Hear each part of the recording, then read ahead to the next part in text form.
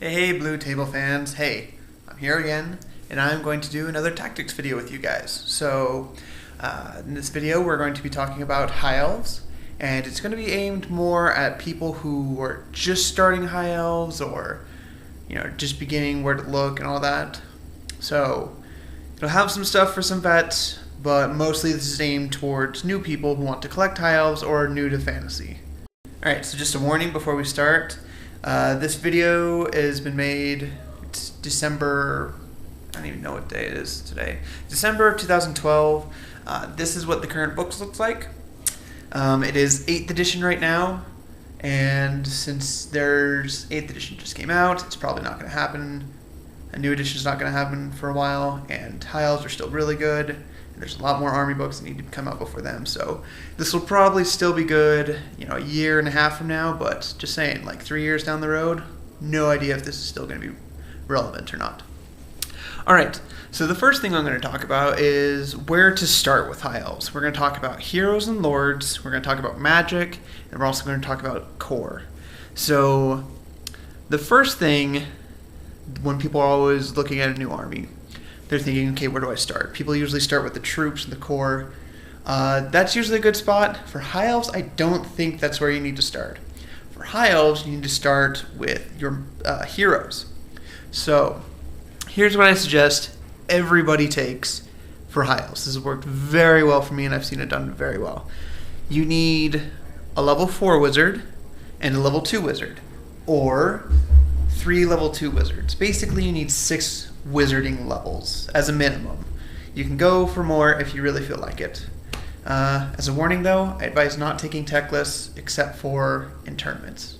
Tech list doesn't make friends, and friends don't let friends play with tech lists unless it's in tournaments, because then it's just out for blood. Alright, so, like I said, 2 wizards, or 3, depending on how you feel like it. Go ahead and experiment with it, it's always fun. Next, we're going to talk about the magic lores. Yay, magic lores. Get those out of here. Darn it. Anyway, so what we have here is we have the lore: fire, shadow, death, beast, metal, heavens, light, life. By the way, if you're new to the hobby, these are cards that GW puts out. They have all the spells from the generic lore. You get a nice deck of them. It's about $10. I'm not sure if they still do it or not. You probably have to order through them. Oh, the only problem is you do have to number them. Oh, of course. Alright, so anyway. So let's talk about some lores for high elves. Oh, and don't forget, so you can pick from any one of these 8 lores with high elves, or high elf magic. It's their own special lore that's in their codex, or army book.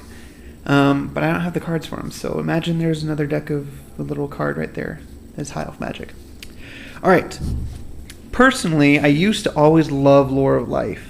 Don't really like it that much anymore, mostly because the entire lore depends upon Throne of Vines. Throne of Vines makes all the other spells really good. The problem is it's a remains in play spell, and those are actually fairly easy to get rid of. So these 4 down here, I usually don't take, unless under special circumstances, metal, heavens, life, or light and life. What I do focus on, my favorite lore out of all of them, is shadow, surprisingly. For my army, it's a basic, troop blocks, yada yada yada. There's not any cav or dragons or monsters. It's mostly support troops. So getting shadows is really good because it lowers toughness, it can lower strength, and then it also ups your guys' troops by making your leadership your strength, which is really awesome. So basically, shadow weakens the foe on most of them. It's mostly hexes in there, and it also boosts up your guys on some of them. There's a couple augments in there. Hexes, get curse the enemy. Augments help your guys. Self-explanatory. But in case you're new and don't know that, there you go. I also enjoy death. Death is very good for killing characters. The problem is it's usually leadership based, so I usually only take death, usually in tournaments, because I'll have Teclis, who's leadership 10. Teclis is cheesy. I'll probably say that again before this is over. So death focuses more on killing the enemy heroes rather than the units. I enjoy Lore of Beasts actually quite often. I will usually take him with Lore of Beasts with my level 2 just for the signature spell. Now, the signature spell is +1 strength and +1 toughness, which you can spam and take with multiple wizards because it is a signature spell. And every now and again when I know that I'm playing, low toughness armies, I'll take fire, mostly just for fireball. The direct damage in there is really good. Alright, so we're going to ignore these. And I'm going to focus mostly on these because this is what I enjoy playing with and this is what I know most about. Alright, so back to starting with an army. Basically, what magic you take usually depends on what the core of your army is going to be. For instance, I've seen a really, really good army, a high elf army, that all its core is just archers, nothing but archers. What they do is they take Lore of Shadow, and they also take, well, you can't see it, remember imaginary card, is the High Elf lore. Now, what they do is they put their level 4 with the High Elf lore, and then they give them the magic item in the High Elf book that lets them automatically pick their spells. And he picks Cursed Arrow Attraction, which means you get to reroll failed ballistic skill shots against one unit that it got cast on. He'll combo that with Shadows, which he'll usually get Enfeebling Foe with, excuse me, which lowers toughness by D3. So in that way, because he gets High Elf and Shadow, he fills out his core with just nothing but missile troops, and then he also takes Bolt Throwers because he knows he's going to be doing that a lot. It's really good for taking out hordes. I mean, it's really strong. So there's something for that. Let's see here. What other core is there? There's Sea Guard. Now, if you're taking Sea Guard, what I recommend is you take them in groups of 20 or 25. Nothing more, nothing less. And take the minimum as you can, because Sea Guard, while they're good-ish, I mean, they fill both roles. They're spearmen and they're archers. They're not really that great. I mean, none of the high elf troops are awesome. They're all pretty meh compared to the rest of the book. So if you're taking Sea Guard as your troops, you're going to want as many special units and heroes as you can. More focus on the special units rather than the heroes, since half your army can be from the special. And then there's normal spearmen. Now, if you're taking spearmen, what I honestly suggest is taking one giant unit of however many points you need to fill out your core with just nothing but spearmen. If you do that, take 3 wizards, all at level 2, and take beasts. Now, it doesn't really matter too much what your other spell is. The one that you want is the signature spell, because you keep casting it on your unit. Chances are you probably won't be getting all of them off, because they are fairly easy to spell since you're only level 2. But even getting one is really good, because then you've got 4 ranks of attacks that get to reroll their hits that are strength 4 and toughness 4. So just getting one of them off on a horde is really great. Getting 2 is fantabulous.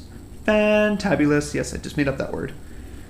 Because now you're strength 5, toughness 5. Nobody likes fighting toughness 5 in fantasy. Nobody likes it in 40k either, for that matter. But, and, heaven forbid that you get all 3 off. Holy cow!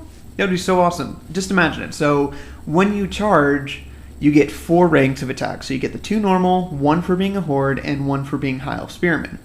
Now, if you take a charge, you get 50 attacks. They all get to reroll, because unless they always strike first or really fast, because initiative 5, you just have to tie to get the reroll on initiative. It's very good.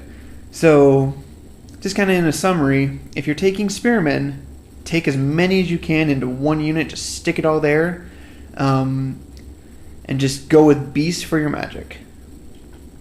If you're taking archers, I suggest Shadow and High Elf Magic. Imaginary! Yay!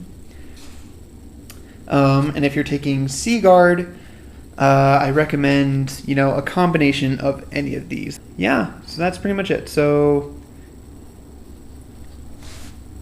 6 wizarding levels, spread however you want. That's it. The only downside with the Spearman block, by the way, is you are very vulnerable to war machines, templates. It's very bad. There is, however, a 5-point item in the enchanted items. Yeah, it's the Iron Break Curse Amulet, so whatever. It's a 6+ ward save against all war machines. Yeah, it's not really going to help you much, but it is 5 points. You can stick it, any one of your wizards. Yeah. Ooh, and then the final warning. So, not warning, but advice. So if you take the Spearman brick, you're going to want the 3 wizards, 1 on each corner, and 1 that's just following right behind the unit. So let's say, yay, cards. So let's say this was the frontage of a unit, okay? So you would want 1 over here, 1 over here, and then 1 that's, oops, stand up, that's just kind of following right close behind so he can't really get tinged by it, by enemy shooting or magic. Basically just enough that he's like an inch away so he can still cast right near him, but people can't see him. And then he still gets to look out, sir. So that's how I'd run that. And in case you're new to Fantasy and you don't know why, you put your wizards on the corners, because if you roll double 6s for any of your magic, it goes irresistibly, as they say in the book, where your opponent can't stop the spell no matter what he does. But at the same time, all the power that went through your wizard, it backlashes onto him. And there are results in the miscast chart where you have to put the template right over the wizard and it hits anybody that's with him. So let's say you had him right in the middle, in the front, so you'd put the template right over him, it would cover everybody around him, and they'd all get hit, plus the wizard. Whereas if you have him in the corner, you center it over and only these guys get hit. So that's the reason you do that. I think that's it for High Elves. Yeah, if you have a question about an army that you'd like to see me do something about, go ahead and leave a comment in my YouTube account. I don't even know what it's called. I don't pay that much attention to it, to be honest. My account name is rustbucket34373. I'll try and make a comment right at the start of this video, so if you look in the comments, you should be able to click, it's down there. Click on it and leave a comment for me. My homepage is really blank. I don't care about it. If I don't answer your question through an email, I probably just don't have anything to say about it. It's not that I'm being mean. It's just there's some armies I have nothing to say about that you couldn't find anywhere else on the internet. I'd just be repeating what they say. So yeah, I think that's it. See ya.